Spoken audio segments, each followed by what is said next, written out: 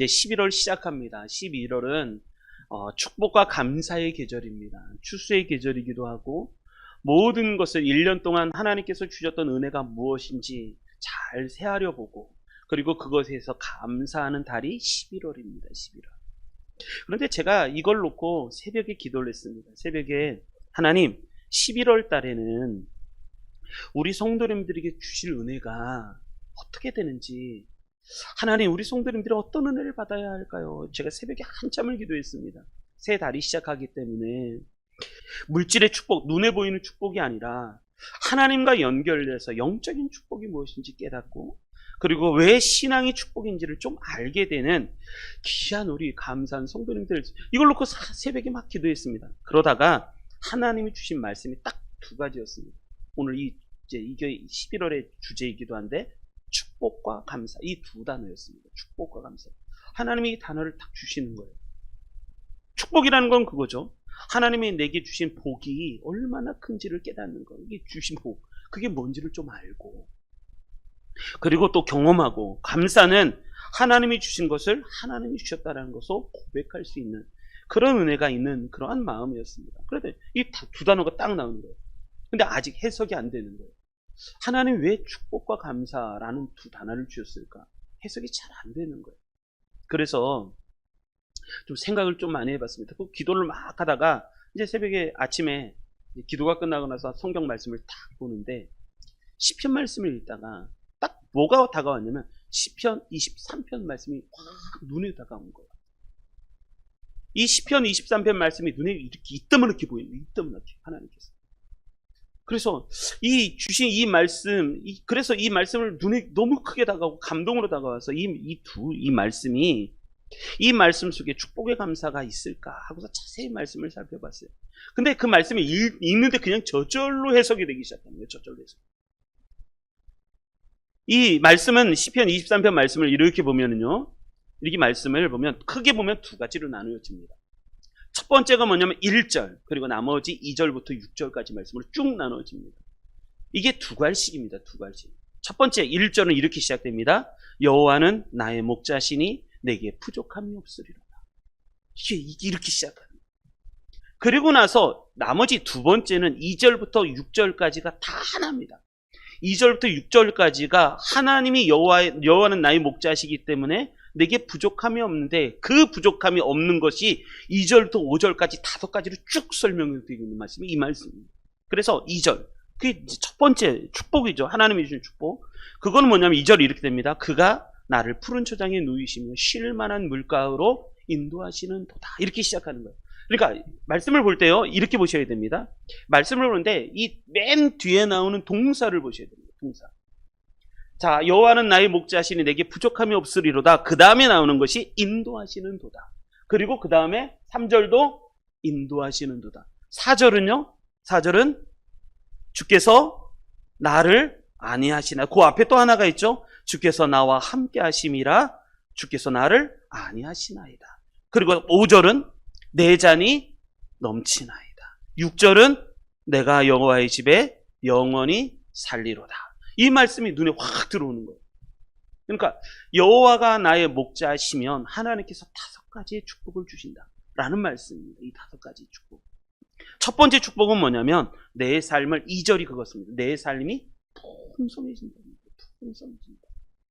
곤고하지 않습니다. 마른 땅을 걸어가지 않습니다. 하나님께서 나의 목자가 되시면 내 삶이 풍성해지고 그게 푸른 초장 쉴 만한 물가로 인도하시는 복이죠. 그리고 두 번째 3절의 축복이 뭐냐면 내 영혼을 소생시키시고 내가 가는 길이 바른 길이 될 거라는 거예요. 이게 두 번째 인도하심의 축복이고 세 번째 축복은 하나님이 나와 함께 계셔서 나를 안전하게 지키시고 보호해 주신다. 이게 세 번째 이 4절의 축복입니다. 5절의 축복은 그겁니다. 5절의 축복은 원수 앞에서 하나님께서 나를 높여주실 거라. 원수 앞에서 하나님께서 나를 높여주시고 6절의 축복은 하나님께서 미래에 나를 영원히 인도해 주신다라는 축복입니다. 이 말씀을 이렇게 묵상하는데 너무 은혜가 되는 거예요. 너무 은혜가 됩니다. 자, 이런 축복을 우리 성도님들 다 받으셨으면 좋겠습니다. 할렐루야. 이 시간에는 눈을 이렇게 둥그렇게 떠갖고 이 말씀 깊이 보시기 바랍니다.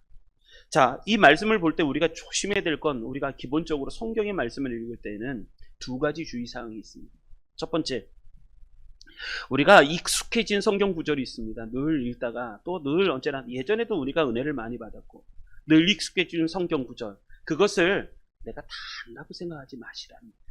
그래서 모든 성경의 말씀을 볼 때는 처음서부터 내가 모르는 사람처럼 그렇게 성경을 읽기 시작을 해야 됩니다. 그래서 내가 익숙해졌다고 내가 안다고 생각하는 성경 구절, 생각보다 내가 잘 모를 수가 있다. 성경 구절을 읽을 때 천천히 읽으십시오. 천천히 음미해 읽으시기 바랍니다. 오늘 말씀도요, 한 구절씩 단어 하나씩 씹어 드셔야 됩니다. 그래야지 그것이 내 몸에 양약이 됩니다. 내 영혼의 보약이 되는 거예요. 안다? 슥 넘어가지 마시기를 바랍니다. 그래서 우리가 말씀을 볼 때 첫째, 내가 안다? 그냥 넘어가지 마시고 그 말씀을 더 깊이 묵상하시고 그 말씀 속에 더 깊이 들어가시기를 바랍니다. 그게 첫 번째. 두 번째, 성경을 읽을 때 동산같이 읽지 말고 광산처럼 읽어라 라는 말씀입니다. 성경을 읽을 때 두 가지 방법이 있습니다. 첫째가 동산같이 읽는 겁니다. 그러니까 동산에는 과일도 있고 뭐 나무도 있고 시원한 그늘도 있고 그렇습니다. 그런데 그렇게 해서 와, 하나님이 주신 은혜가 크다, 이런 것도 있습니다. 주신 은혜가 있는 거예요. 그냥 받는 거예요. 그런데 그것은 성경을 읽을 때 동산같이 읽는다라고 말을 합니다.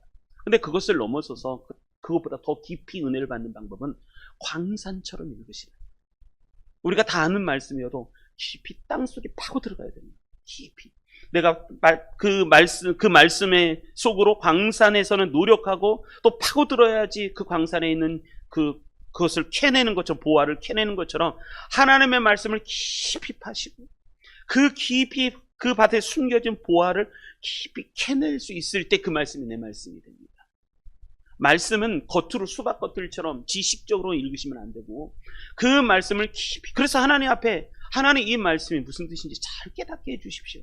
그래서 그 말씀 속에 깊이 들어가서 그 말씀에 통해서 내가 은혜를 받아 광산처럼 깊이 파시기를 바랍니다. 그러지 않으면 그 안에 있는 숨은 보화를 캐낼 수가 없습니다. 동산도 은혜입니다. 나무가 있고 과실 열매가 있고 물이 있고 새들의 소리가 듣고 너무너무 좋아요. 그런데 광산같이 밭에 숨겨진 보화같이 깊이 파시기를 바랍니다. 그래야지 은혜가 되는 거예요. 그 대표적인 말씀이 시편 23편의 말씀. 시편 23편. 우리 성도님들이 올 이 11월 달에는 하나님이 주시는 축복과 감사가 뭔지 그걸 체험하시고 경험하시는 그런 우리 성도님들 되시기를 주님의 이름으로 축복합니다. 그래서 하나님이 내게 주시는 축복을 하나라도 놓치지 마십시오. 하나라도 다 내 것으로 만드시기 바랍니다. 그래서 수박겉핥기식으로 보지 마시고 말씀을 보더라도 깊이 있게 그 안에서 탁 들어가서 그 말씀 속에 들어가서 깊이 하나님과 함께 동행하며 하나님이 주시는 축복과 하나님이 주시는 그 은혜가 뭔지를 하나씩 곱씹어서 내 것으로 만드시는 그런 성도님들 되시길 주님의 이름으로 축복합니다. 자, 오늘 말씀 그겁니다. 하나님이 주시는 축복과 감사가 무엇일까라는 겁니다. 특별히 시편 23편에 주시는 하나님의 축복이 뭘까? 우리 1절 말씀 한번 같이 보겠습니다. 1절 읽겠습니다. 1절 읽습니다. 시작. 여호와는 나의 목자시니 내게 부족함이 없으리로다. 아멘. 하나님이 주시는 축복, 그게 뭘까? 하나님이 주시는 축복 첫 번째, 그건 뭐냐면 이겁니다. 내 영혼에 목자가 있다. 그게 가장 큰 축복입니다. 인생은 딱 두 가지로 나눠집니다. 목자가 있는 인생이 있고 목자가 없는 인생이 있습니다. 내 영혼에 진짜 나를 인도해 주시는 푸른 초장 쉴 만한 물가로 그리고 의의 길로 나를 인도해 주시는 목자가 있는가? 내가 아무리 사망의 음침한 골짜기를 걸어갈지라도 내가 해를 두려워하지 않는 이유는 주님께서 나와 함께 하셔서 주의 지팡이와 막대기로 나를 보호해 주시는 그런 하나님 나의 목자가 있는가? 여러분, 그런 목자가 있는가라는 겁니다. 그냥 현대어로 바꾸면 이렇습니다. 아기가 태어났어요. 근데 부모가 없어요. 그런 거랑 비슷한 겁니다. 부모가 있는 인생은 축복된 인생입니다. 어렸을 때 걱정이 없습니다. 어렸을 때 하나님, 이 부모가 다 책임져 주잖아요. 그리고 커서는 시집 보내고 장가 보냅니다. 자식을 낳으면 그 손주들까지도 돌봐줍니다. 만날 때마다 용돈을 주고. 부모가 있는 인생과 부모가 없는 인생 완전 다른 거예요. 마찬가지입니다. 목자가 있는 인생, 목자가 없는 인생이 있습니다. 목자가 있는 인생은 이 다윗의 고백이 그거예요. 내 영혼에 시편 23편은 다윗의 노래입니다. 다윗이 시편을 딱 시작하자마자 딱 했던 고백이 뭐냐면 여호와는 나의 목자시니. 나에게 목자가 있다는 거예요. 내 인생 쭉. 이것은 이 말씀은요. 시편 23편은 이게 어렸을 때 목동 때 쓴 게 아니라 인생을 다 지나가고 난 어려움과 환란이 다 지나가고 나서 그리고 때로는 어떤 주석가는 이렇게 얘기합니다. 압살롬을 피해서 저 멀리 마하나임까지 도망을 갈 때 그런 어려움 속에서 쓰여진 시편이 이 시편이라고 말을 하는 거예요. 그러니까 쉽게 좋았을 때 어렸을 때 쓴 시편이 아니라 그때 나도 목동이니까 나도 목자였으니까 여호와가 나 이런 게 아니에요. 내 인생의 모든 환난과 어려움을 다 통과하고 그리고 그 통과하는 속에서 그럴 때 나이가 먹어서 그것을 회상해 보면서 썼던 시편이 이 시편이라는 거예요. 23편. 그때 첫 번째 고백이 나에게는 목자가 있다라는 고백입니다. 목자가 있다. 자, 목자가 왜 필요할까? 두 가지 이유 때문에 그렇습니다. 첫째가 양이 있죠. 양은요 목자가 없이는 살 수가 없기 때문에 양은 목자가 없이 살 수가 없습니다. 그러니까 우리가 보통 얘기할 때 양 같은 사람이다 말하면 이렇게 이해를 합니다. 기질적으로 양순하고 사람의 말을 잘 듣고 다른 가축과 다툴 줄 모르고 잔재주가 없고 순한 성품을 갖고 있고 잘 길들여지고 비교적 친근하고 깨끗한 짐승의 이미지. 그런데 저 팔레스타인 지역에서의 양은요 그렇지가 않아요. 생각처럼 긍정적인 짐승이 아니라고 합니다. 그래서 이 팔레스타인 지역에서의 험한 욕은 우리나라의 가장 험한 욕이 뭐예요? 우리나라에는 왜냐하면 가장 친근한 짐승이 개입니다. 개. 이스라엘에서는 이 목축업을 하잖아요. 그래서 가장 많이 키우는 게 양입니다. 그래서 이스라엘 땅에서 가장 험한 욕이 뭐냐면 이런 욕입니다. 이 양 같은 욕. 그러는 거예요. 이게 가장 험한 욕이라는 거. 왜냐하면 양은요 이런 성품 때문에 그렇습니다.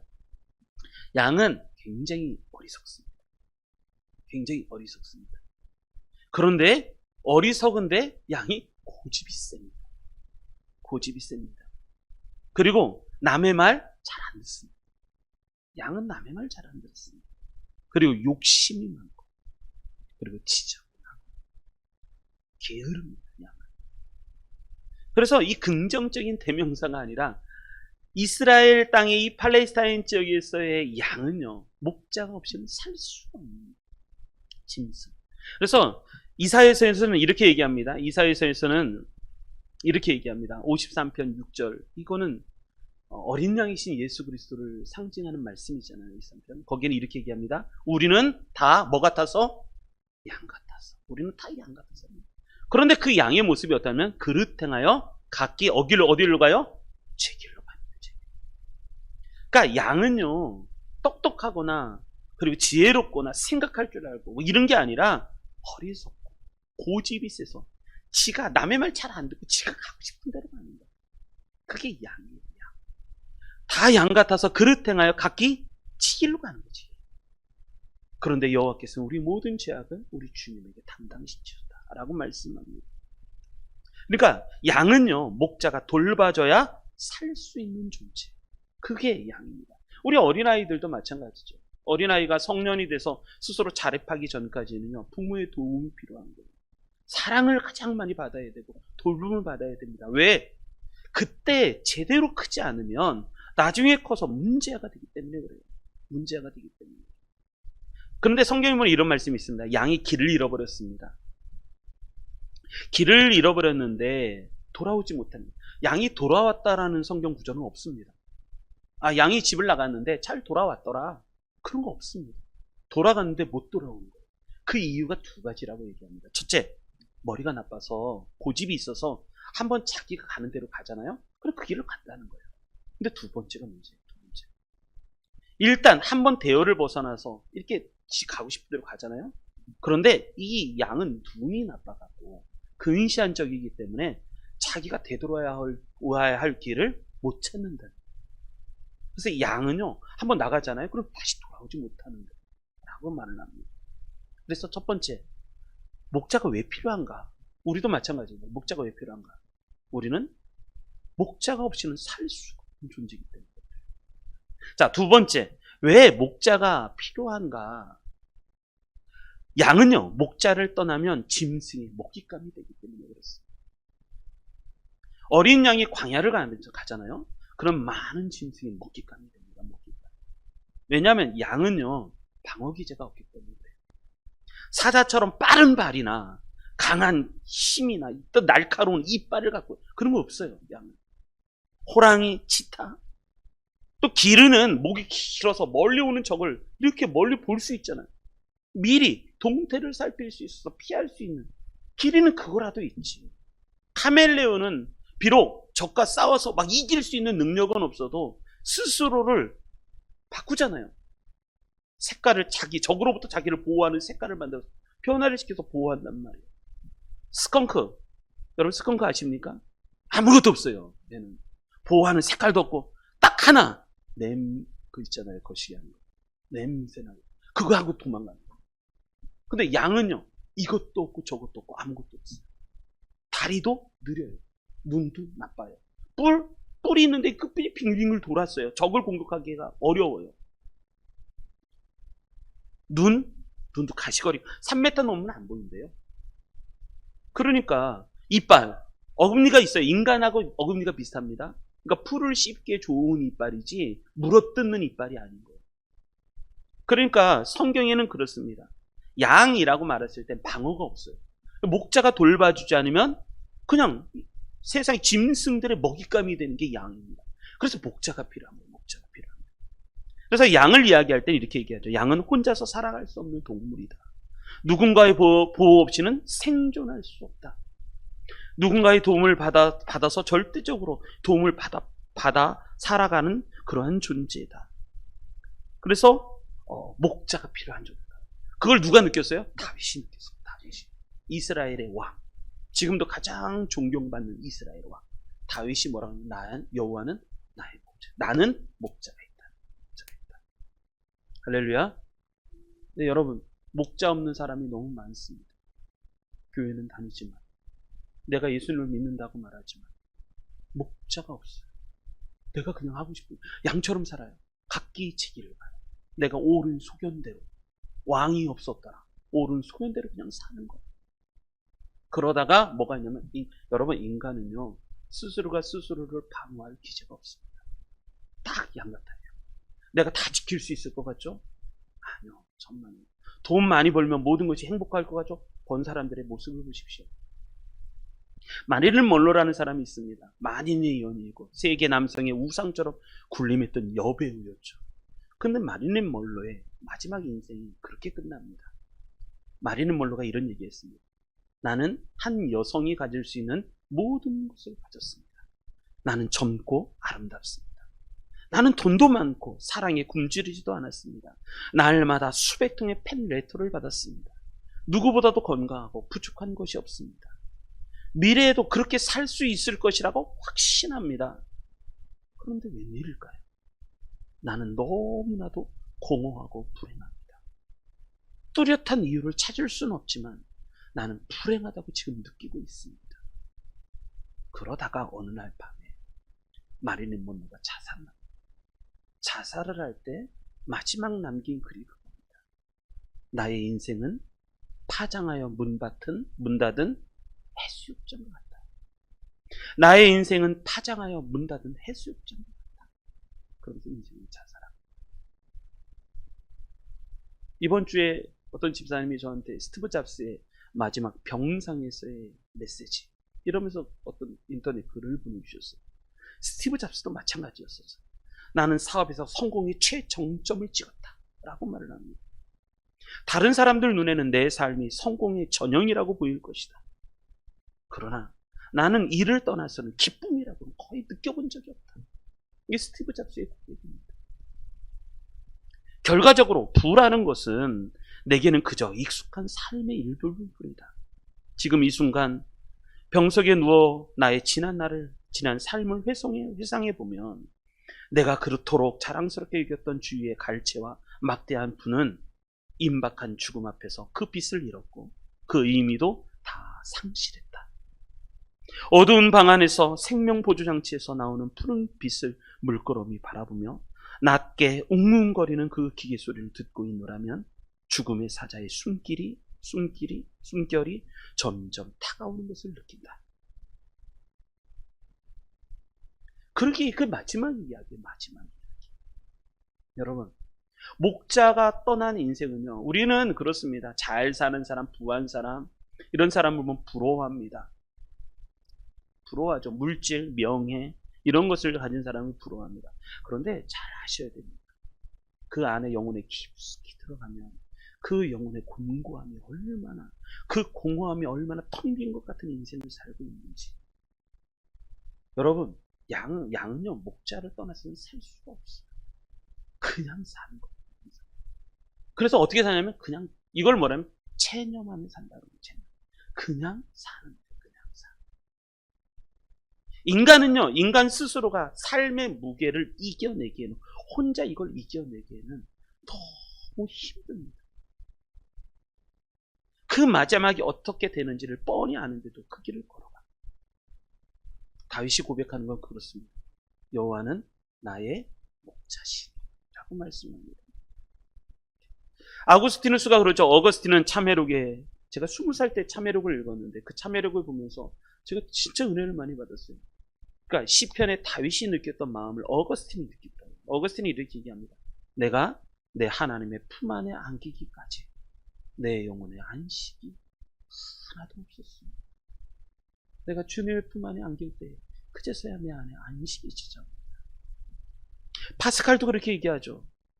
파스칼도 인간의 가슴엔 다만 하나님만이 채울 수 있는 하나님의 공백이 있다라고 말합니다. 공백이 있다. 여호와가 나의 목자가 되신다는 게 무슨 의미인지 아십니까? 주님 없이는 살 수 없는 마음을 가리킵니다. 주님 없이는 살 수 없는. 근데 우리는 주님 없이 너무 잘 살아요. 그리고 그렇게 사는 걸 부러워해요. 여러분, 주님 앞에 다시 돌아갑시다. 다시 주님 앞에 돌아갑시다. 저는 이 말씀이 너무너무 좋아요. 수고하고 무거운 짐진 자들아 다 내게로 오라. 내가 너희를 쉬게 하리라. 나는 마음이 온유하고 겸손하니 나의 멍에를 메고 내게 배우라. 그래야면 너희 마음에 쉼을 얻으리니 이는 내 멍에는 쉽고 내 짐은 가벼움이라. 여러분, 우리 주님이 그렇게 말씀하십니다. 우리 나의 목자이신 우리 주님께로 돌아갑시다. 그게 사는 길이 사는 길. 자, 우리 두 번째 말씀 보겠습니다. 우리 한 번 더 읽겠습니다. 시편 23편 1절 읽습니다. 시작. 여호와는 나의 목자시니 내게 부족함이 없으리로다. 아멘. 그런데 다윗이 이상한 고백을 하나 합니다. 그것은 뭐냐면 여호와는 나의 목자시라고 하는 말씀이에요. 다윗은 이렇게 고백하잖아요. 하나님은 나의 목자시가 아니라 여호와는 나의 목자시다라고 고백합니다. 성경에 보면 하나님에 대한 단어가 크게 세 가지가 나오는데, 이름이 세 가지가 나오는데, 첫 번째가 아도나이입니다. 주라는 뜻이에요. 주님이라는. 주라는 말은, 이 아도나이라는 뜻은 뭐냐, 만군의 하나님을 가르칩니다. 만물을 다스리시는 하나님. 그게 아도나이예요. 아도나이. 그리고 두 번째 단어가 엘로힘입니다. 엘로힘. 창세기 1장에 나오는 전능하신 하나님. 그것이 엘로힘입니다. 우리가 하나님이라고 말했을 때 그 하나님은 엘로힘을 말합니다. 엘로힘. 그리고 세 번째 단어가 뭐냐면 야훼, 여호와라는 말입니다. 여호와라는 말은 뭐냐면 인격적이신 하나님이라는 뜻이에요. 인격적이신 하나님. 그러니까 스스로를 존재하게 하시는데, 그분이 이 말씀이 어디서 하면 출애굽기 6장이 나오는 거예요. 출애굽기 4장 6장. 거기 보면 하나님께서 이스라엘을 구원하시려고 하십니다. 그런데 그 구원하시는 그 하나님을 말할 때 그분이 그의 이름을 드러내시는데 뭐라고 하냐면 여호와라고 말씀하셔요. 여호와. 이 여호와라는 말은 뭐냐면 인격적이신 하나님. 이걸 절대 잊어버리지 마시기 바랍니다. 하나님은요, 인격적이신 하나님이에요. 그래서 교회도 인격적이 되는 거예요. 예수 믿는 사람도 인격적이 되는 거예요. 인격적이라는 말은 무슨 얘기냐면 관계를 굉장히 중요하게 여긴다는 거예요. 여호와 하나님이, 여호와께서 나의 목자 되신다라는 말은 뭐냐면 내가 그 하나님을 인식할 때 어떻게 인식했냐면 그분은 관계, 인격적이시기 때문에 절대 상대방을 그냥 무시하며 살아가지 않아요.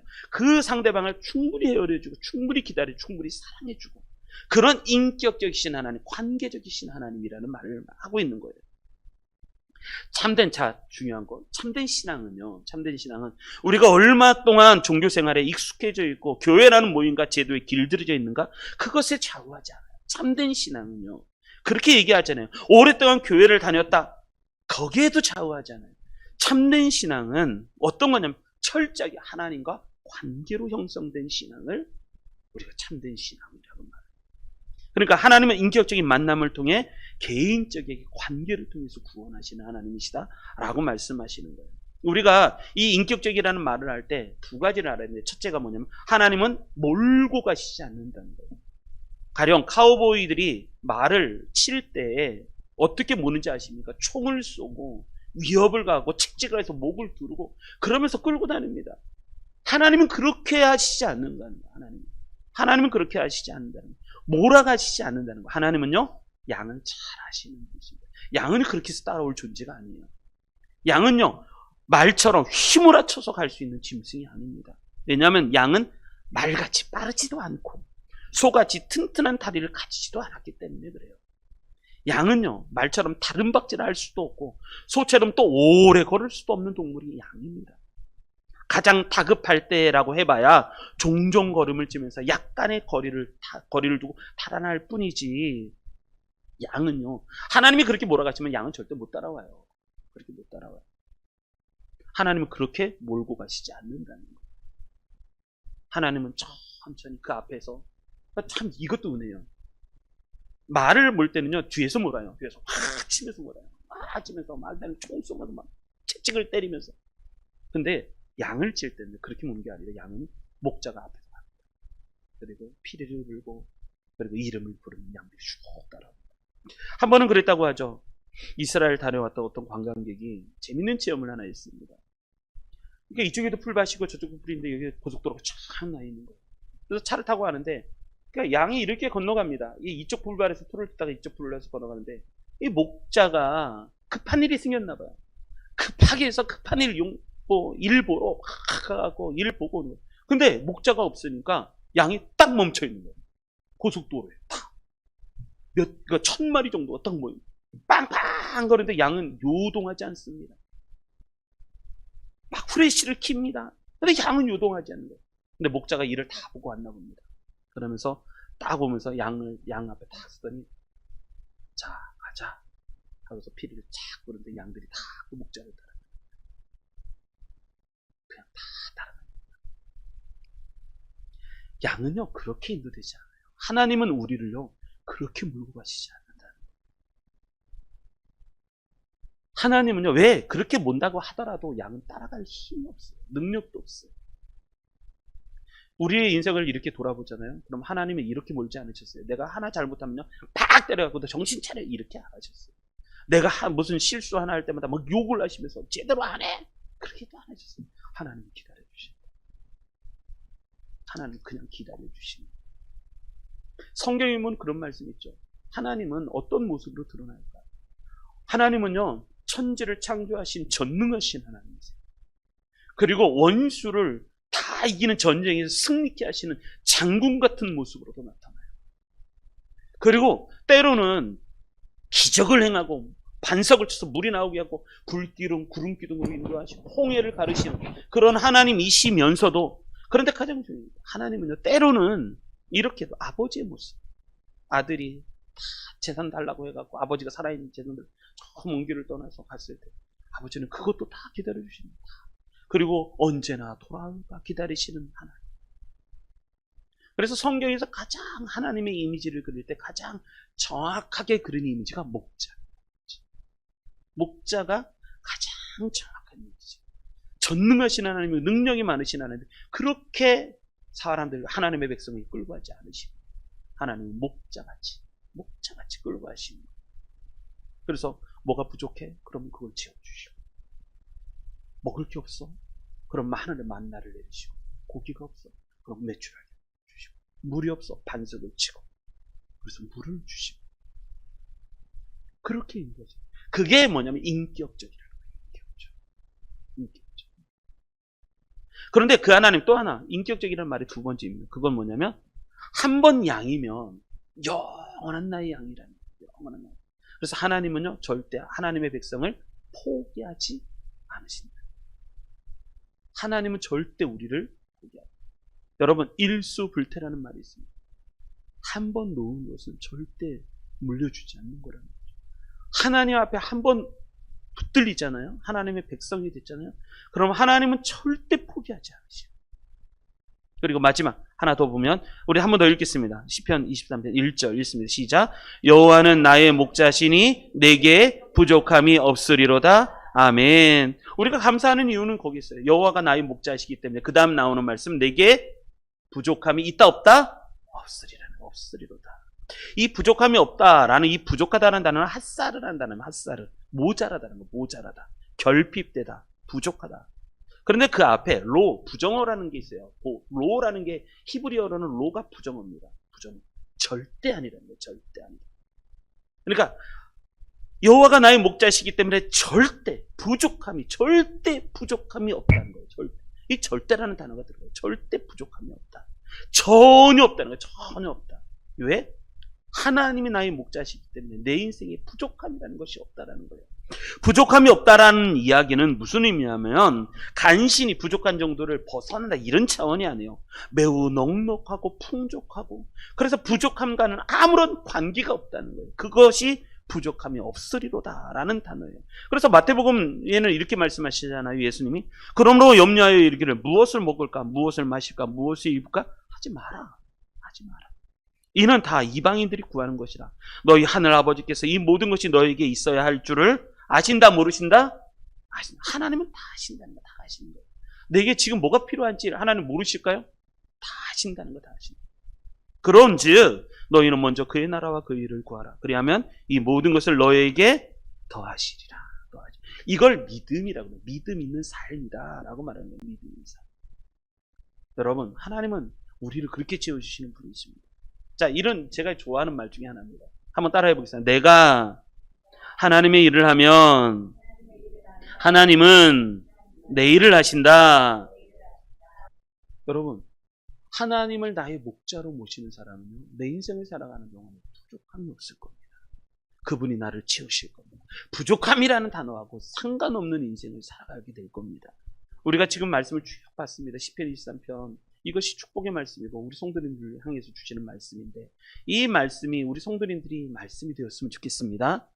그래서 이 말씀, 내가 왜 축복된 사람인가? 세 가지. 첫째, 나에게 누가 있다? 목자가 있다. 근데 그 목자가 누구시다? 여호와라는 거예요. 관계의 하나님이시다.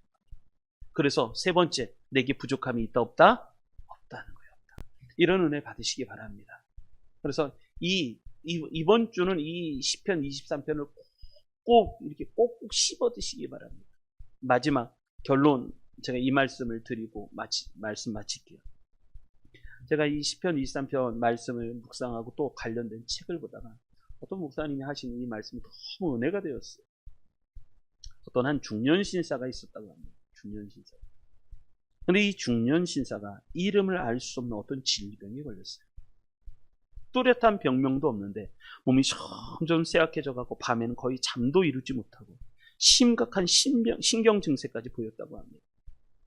낮에는 불안하고 초조하고 밤이면 누군가가 목을 조이는 것 같은, 가슴이 답답하면서도 잠을 이룰 수 없는 그러한 병이었다고 합니다.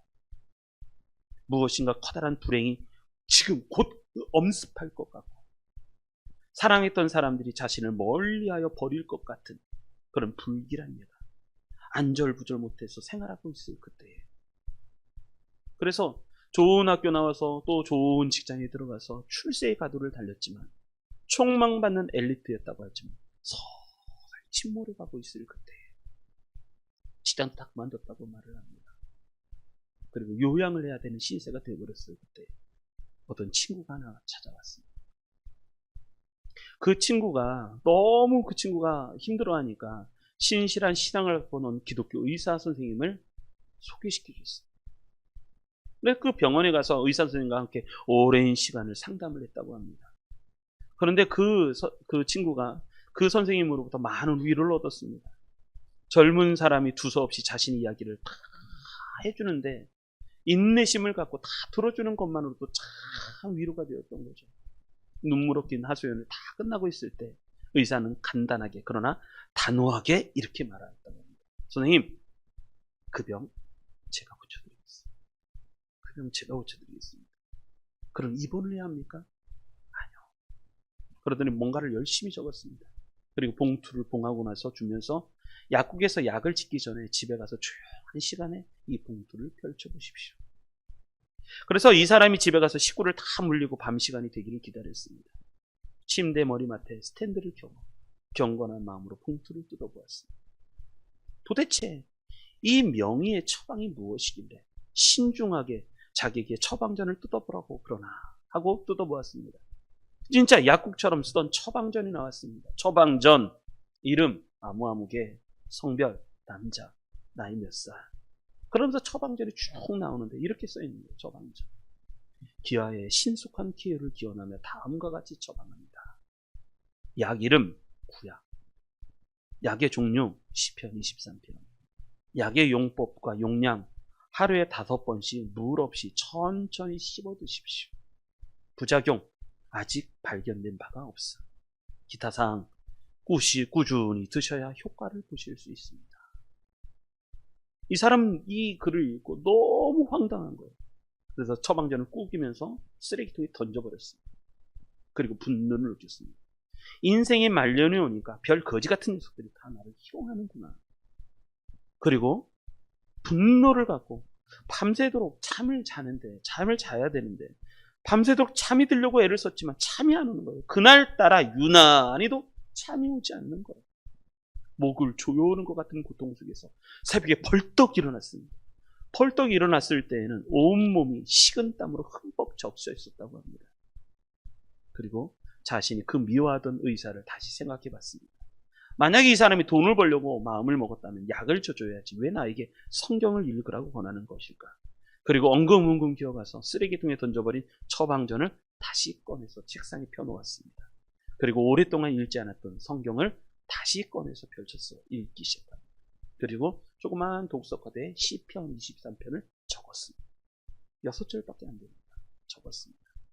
그리고 깨알같이 적고 난 후에 하루에 5번씩 규칙적으로 복용을 하기 시작을 했습니다. 아침에 일어나기 전에 한 번, 아침 먹고 한 번, 점심 먹고 한 번, 저녁 먹고 또 한 번, 그리고 잠들기 전에 또 한 번, 물 없이 천천히 복용하기 시작했습니다. 하루에 5번씩을 읽으니까 일주일이면 35번, 4주가 지나니까 140번을 읽었습니다. 한 달 반쯤 지났을 때는 본인은 그럴 의도가 없었는데 저절로 시편 23편이 외워지기 시작하더라는 겁니다. 이제는 카드도 필요 없이 아침에 일어나서 밤이 잠들 때까지 시편 23편을 외우기 시작을 했습니다. 그러던 어느 날 아침이었습니다. 일찍이 일어나서 정원을 조용히 거닐면서 이 사람이 어제 하던 대로 시편 23편을 어제 하던 대로 조용히 외우기 시작을 했습니다. 여호와는 나의 목자시니 내게 부족함이 없으리로다. 그가 나를 푸른 풀밭에 누이시며 쉴 만한 물가로 인도하시는도다. 내 영혼을 소생시키시고 자기 이름을 위하여 의의 길로 인도하시는도다. 내가 사망의 음침한 골짜기를 다닐지라도 해를 두려워하지 않을 것은 주께서 나와 함께 하심이라. 주의 지팡이와 막대기가 나를 안위하시나이다. 주께서 내 원수의 목전에서 내게 상을 차려주시고 기름을 내 머리에 부으셨으니 내 잔이 넘치나이다. 내 평생의 선하심과 인자하심이 반드시 나를 따르리니 내가 여호와의 집에 영원히 살리로다. 이 말씀을 아침에 일어나서 외우고 있었는데 근데 이상한 일이 일어나기 시작을 했습니다. 어제까지 느끼지 못했던 일이 일어나기 시작하는데 성경을 외울 때 성경이 이상하게도 물이 스며들듯이 마음속에 스며들더라는 거예요. 이 말씀이 물이 스며들듯이 자기 가슴속으로 흘러들어오는 것을 느끼기 시작을 했습니다. 그리고 이었고 들어올 때는 부드러운 물처럼 들어왔는데 스며들어오고 나서는 이 흘러들어온 물이 하나님의 말씀에 대한 이 물 같은 하나님에 대한 말씀의 이해가 큰 파괴력으로 나타나기 시작합니다. 뭔가 가슴 속에 큰 콘크리트 더미 같은 것이 무너지는 소리가 들리기 시작했다고 합니다. 집틀 같은 것들이 허물어지는 소리가 들리기 시작했습니다. 그리고는 태어나서는 이제껏 그래 본 적이 없을 정도로 통곡하며 이 사람이 울기 시작합니다. 정원에 주저앉아서 어린아이가 통곡처럼 우는 것처럼 엉엉 울기 시작을 했습니다. 그리고 마음속에 선명한 한 줄기 빛 같은 생각이 스쳐지는 것입니다. 자신이 이렇게 불행한 삶을 살고 있는 것은 환경 때문이에요.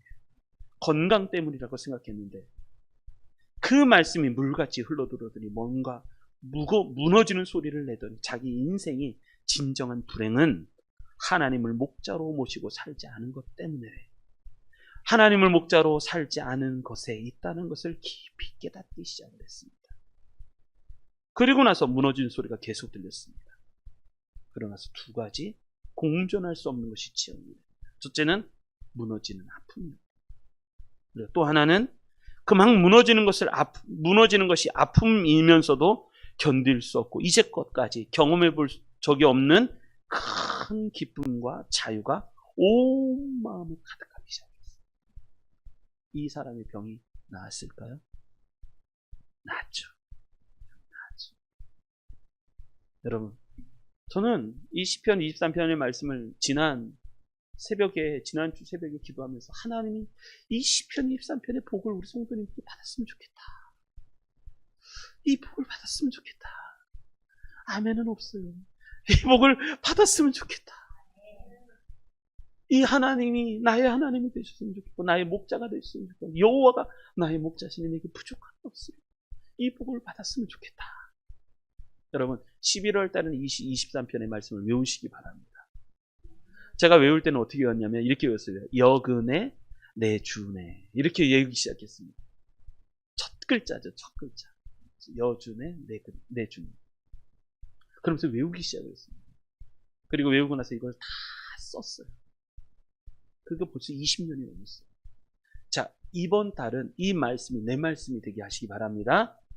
하루에 5번 복용하십시오. 아침에 일어나서 한 번 읽고 아침 먹고 나서 한 번 읽고 점심 먹고 읽고 저녁 먹고 또 한 번 읽고 그리고 잠자기 전에 또 한 번 읽고 이 말씀을 내 말씀으로 하십시오.